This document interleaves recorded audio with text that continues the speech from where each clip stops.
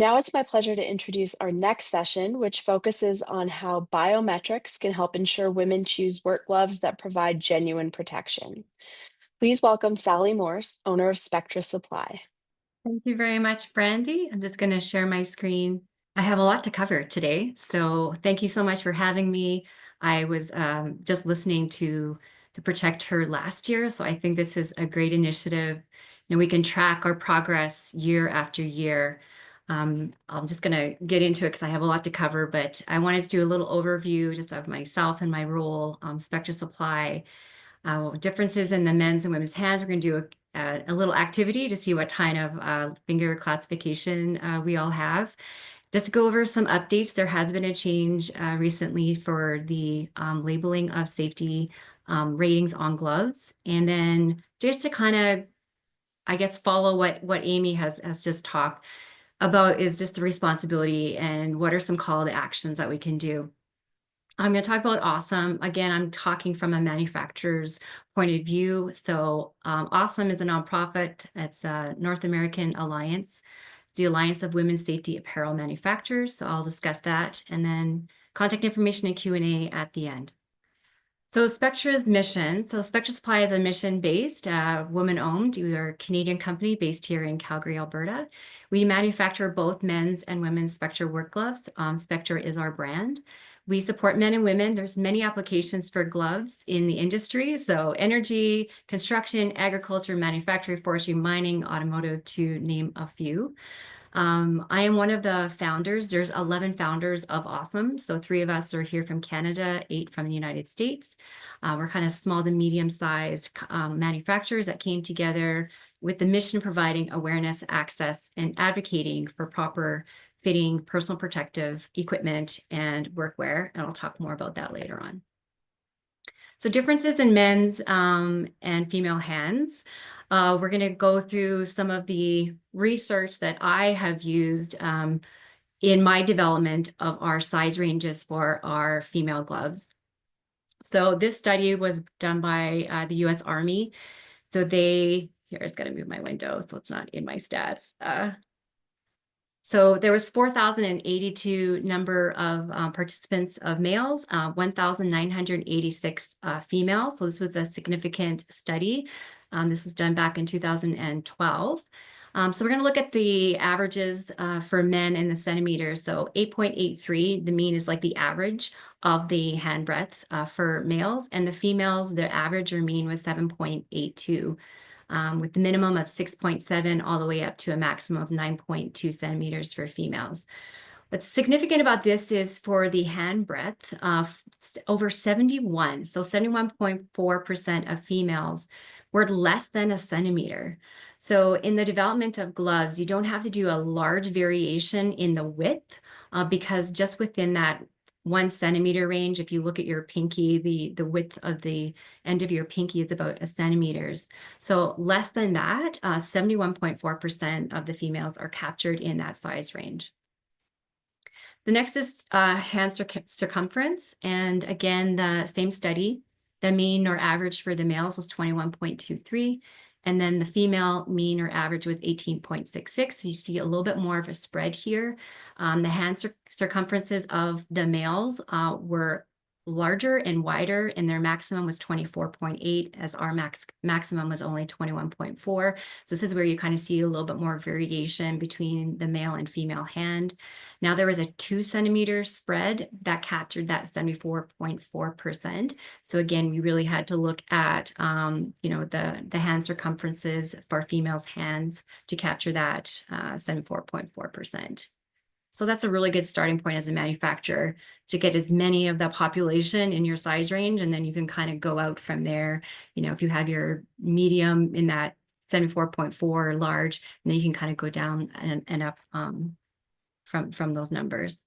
The hand length, again, this is where it even gets a little bit farther of a stretch for the females. So again, with that 2 centimeter change, it's 70.3% or within that range. The average for the males was 19.33. The average for the females was 18.11. Now the hand length was a large variation. So the minimum for females was 14.5 and the max was 22. So we talk about the hand length. When you compare finger length between men and women, men do have longer fingers, but in relation to our palm, our fingers can be a little bit longer. And we're going to talk about finger classification next, which will be really interesting. But for the hand length, there is a large variation in women. And we think we kind of have like smaller, shorter, stubbier fingers, and that's not always the case. That our hand length actually does vary quite significantly with women. This might be the hardest part to size for women. Okay, this will just be a fun little classification drill that we can do. So this is a different study. This is from 2020 to 2021, sorry. And this was the development of hand classification systems for smart hand wearables. So with the increase of smart hand wearables and VR and things like that, there has been studies done on finger length types. So they're classified as 4. So essentially you have your uphill. So everyone, if you look at your left hand right now, you can kind of compare it to this chart. So uphill is your pointer finger is a little bit, shorter than the middle finger. Downhill would be the opposite. Mountain is that middle finger is more prominent in the middle. And then horizon is like your pointer and your middle is more even. So what was really interesting about this study in particular was there was just over 2020 participants that were male. There was actually more females in this one, which is you usually don't see that, but there's 2,525. So both for male and female, the uphill was more significant. So 33.1 in males and 31.19 for females. This is where it gets interesting. So for men, the mountain was their next highest at 23.8. That is the lowest for women. And for women, horizon was 25.8, which is our second most significant. That was the last for men, right? So when we're talking about finger sizing for women, they are more of a horizon or uphill, whereas men are more of the uphill or mountain. So, their middle finger may be significantly longer than the rest of their fingers. Now, taking into consideration, again, look at sometimes if you flip your hand over, you might have a better idea of kind of classifying your hand length. But for myself, I am an uphill. So I'm in that majority of 31.19 for women. The next from the same study is the circumference type. And this was really interesting too, just as just full results. So between male and female, it's the same. And between cone and cylinder, it's pretty much the same. So 50% of males, 50.1 had cone and 49.9 is cylinder. So that's pretty much a split. Same with females. It's either 50.9 for cone or 49.1 for cylinder. So again, looking at your hand, are you a cone or a cylinder? Myself, I am a cylinder. Now I'm going to talk about just some changes on the ratings of gloves. In Canada, we have kind of 2 classifications that you'll see on our gloves and standards. So I'm just going to quickly review that and then the changes on the labeling of the gloves. So the ANSI ICA 105, this had a change in late 2024. So you have like a pentagon shape. And so at the top, you'll have your cut level. So at a glance, with these being printed on the gloves, you'll be able to quickly identify the cut. So this is an A5 or ANSI 5 cut. Then in the left is the abrasion. So that's a level 3 abrasion. And then to the right would be a 2 is a puncture. And so for those, I'm pretty sure you would be familiar with the cut levels, but these are like the ANSI. So I would say if you're gonna, without a glove, if you're gonna get some scrapes and abrasions, then you would probably need a lower cut level. So you're looking from an A1 to an A4 as a range. That would be great to start out.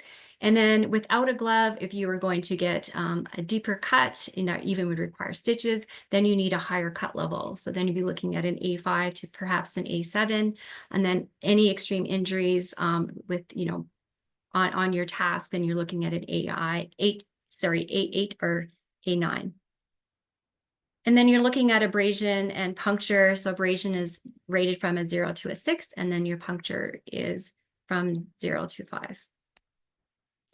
Also in Canada, you will see the EN 388 markings. So again, what do these numbers mean? The abrasion is through 1 to 4. So on this example, the abrasion is a level 4. And then the cut or the coupe test is 1 to 5. So in this example, it's a 5. And the tear 1 to 4, which in this example is 3. And then puncture 1 to 4 is 4. And then in red, they did these changes, I believe, in 2016. So they did add another cut test.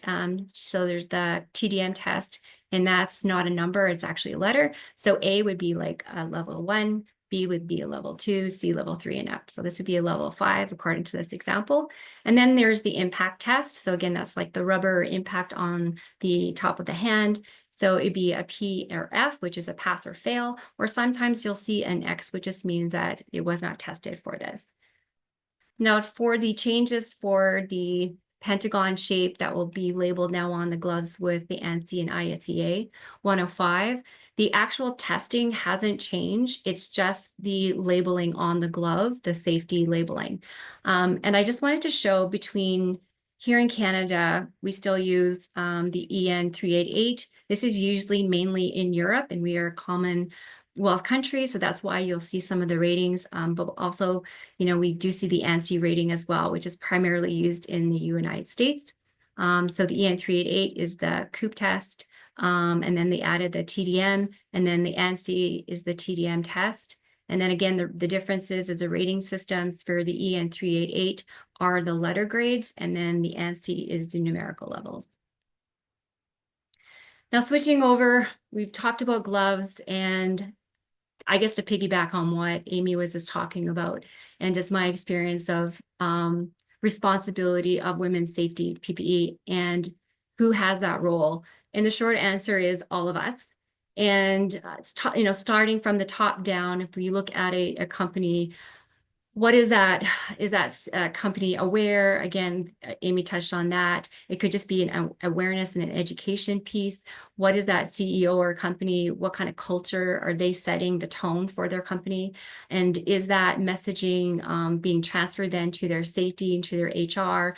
Are there policies and procedures set up? So these are definitely points from the top down that we can look at, educating, creating that awareness, helping maybe with policies and procedures, making it easy for them to communicate and be aware of the issues with ill-fitting PPE.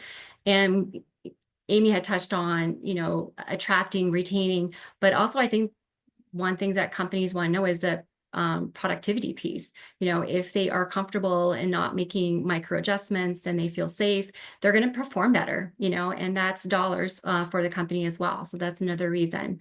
And then from the safety and HR, again, is that messaging being sent and relayed to supervisors or project managers? So these are more boots on the ground. So again, just making them aware if they do have females on their crew or on site, that they're having those conversations, they are, building that relationship with their workforce, that those women feel comfortable going to them saying like, this isn't working for me, or, I need someone to bring stuff in. And then for purchasers in the company and in procurement, again, the education piece of what can they bring in, and working with their distributors. And of course, I'm coming from a manufacturer's standpoint, we need to know like what items are being asked for, what's not fitting, so we can make the changes on our end to fit what is actually needed on site, so that's the responsibility of us all kind of working together. And then the last is the employee or the actual worker. And what I have found for myself, we have one of the larger training facility trade schools here in Calgary called SATE. And so through Women Building Futures and through Manpower, I will go into their training programs that are all females and do a head to toe. So I will go in and talk about hard hats and the types, and having a ratchet to fit their head properly, the Slim Series, or what they can do for safety glasses, and if they have prescription, that they can have the over the glasses OTGs for ear protection, and you can actually get custom ear protection if they need that. And then again, the tearaway and the safety vests and that they actually have choices for women's fitting safety vests, and then the coveralls as well, and all the different types of brands that are made to fit their form. We have chests, we have hips, And so I think educating the women that are going to be working for these employers that are going on site, I think that is a critical piece. So maybe this is an action point for the schools, that they have video series or have speakers like myself who can come in and talk to these females so they feel empowered, that they have the information, that they know the brands, they know the products out there as well. And that might be a piece of this that we might be me missing.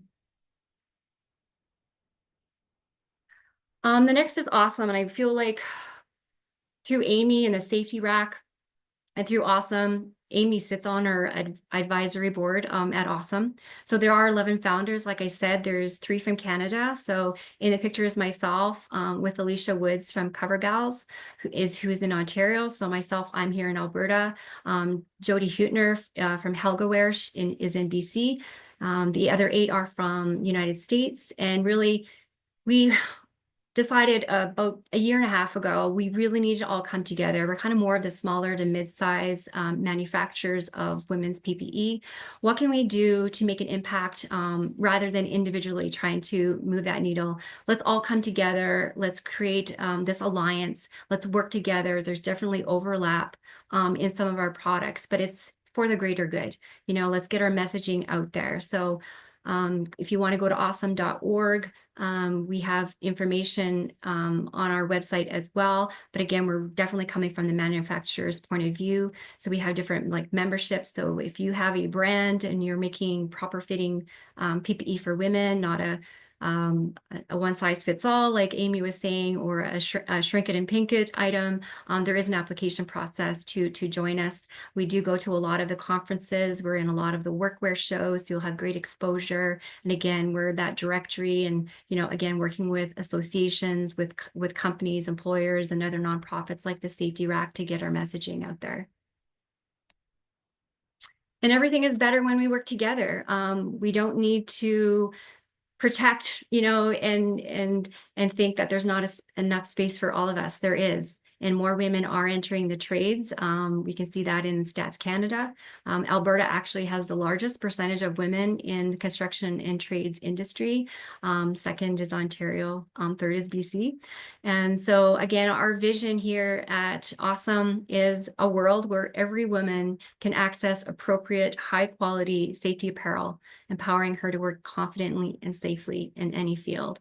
And our mission is creating awareness of the issues of ill-fitting PPE, awareness of the brands that are out there, and then creating that access, a place to go to, and then advocacy, what we can do at every level. If we need to, work with government to set the standards, and just like OSHA, making it required that everyone on site needs proper fitting PPE, and what we can do for the same thing here in Canada. So again, you can visit Awesome at awesome.org. And then let's connect. Again, my name is Sally Morse. I'm the co-founder and director at Spectra Supply. SpectraSupply.com is our website. You can reach out to me directly if you like. Just my first name, Sally, at SpectraSupply.com. The best way to connect with me is definitely LinkedIn, Sally from Spectra, where you can just search me by name. And again, encourage you to go to awesome.org to find out more information as well. And there's a QR code for our site. I have a whole women's line of women's work gloves coming out. It is a little bit delayed because I had to get the updated safety ratings put on the outside of our gloves because of the updates in the end of 2024. We are sold out of our women's drivers and our fitters right now. But please go to our website or email directly, and you can get into our newsletter and let you know when all of the new women's gloves will be offered. Thanks, Sally. We've got a few questions in the Q&A already. Just a reminder, if you've got questions for Sally, please add them in now, and we'll get to as many as we can in the next couple minutes. Sally, what should workers be looking for when trying on gloves? What signals an adequate fit for somebody who may be used to just making whatever's available work? For sure. So again, you need to know what the application is. You know, if it's a winter glove or summer glove, you want to be better protected with that. Women's hands tend to get colder quicker. So again, just making sure that you have the adequate type of Thinsulate, or for a summer glove, again, for the application that you're using it for.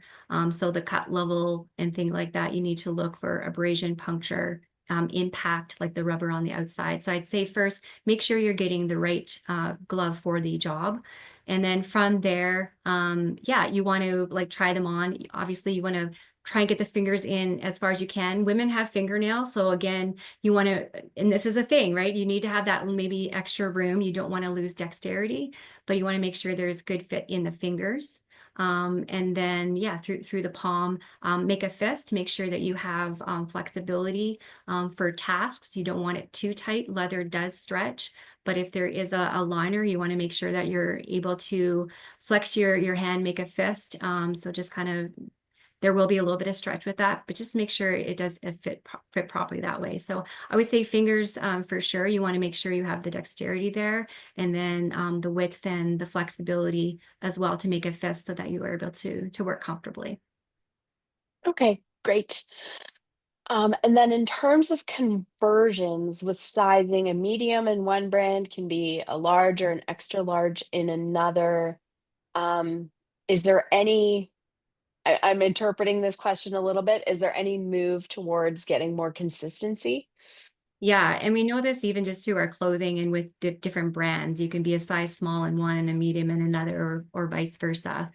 And I have had a conversation with the CSA about this, about actually creating a standard of sizing for women's gloves. It does not exist. So I think this is something that we can definitely work towards. And maybe with the study and the information I even shared today, we can start basing a standard sizing scale that can be shared with manufacturers. So we're all trying to stay within that same size range frame for the workforce. I think that's something we definitely can work towards. Right now, it does not exist.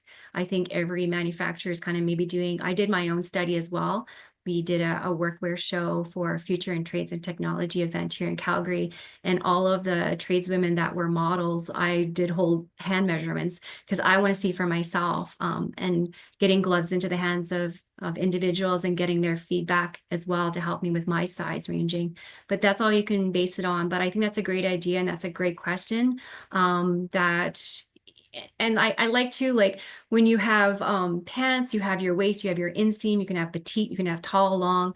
Wouldn't that be great? And that's something we can work towards, where you can do the hand breadth, the circumference, the hand length, and then finger, uphill, downhill, horizon, mountain, cone, or cylindrical. Like, you can actually be more specific on your hand shape and get a glove that fits that perfectly. So that would definitely be something to move towards. But yeah, standardization in sizing would be a great first step, and that would be fantastic to work towards. Okay, great. Another question here. What kind of gloves do you recommend for those of us who climb for work? So you want something obviously with good dexterity and form fitting. So something that is knit, maybe with a nitrile dip or something along those lines. So again, looking at your application for safety, what you need required. Is it abrasion? Is it cut? I feel like there's a large focus on cut in North America. We always kind of start there and then work out. So yeah, so for climbing, I would say something that gives you really great dexterity. So more of a knit, maybe with a cut resistant, with that like a nitrile palm or dipped glove to help you with grip. Okay. Um, how would you respond to someone who argues that men's gloves are good enough for women? No, just like Amy said, there isn't. Um, I have a large size women's hand, and even when I put my hand in a small men's, it just doesn't fit, right? No. There's these studies, there's enough of a difference in variation, and the size ranges don't go small enough, so women that have an extra small in a women's glove, they're never going to get that in a men's small or extra small. It's just not going to fit. It's going to fall off. I've seen so many pictures. Because for me, whenever I see a picture on social media, on LinkedIn, I always look at the women's gloves, and half the time I just shake my head because you can just see where their fingers are. It's halfway down through the finger. It's terrible. And I shake my head. I just want to call that company up, and, or, the stock photos are terrible too. So that looks like they're just going to fall right off. It's terrible. So no, I 100% disagree. They need to find a proper fitting women's fit. Great. Thank you very much, Sally, for Thank joining us you. today and for taking the time to share your thoughts with us. Thank you so much.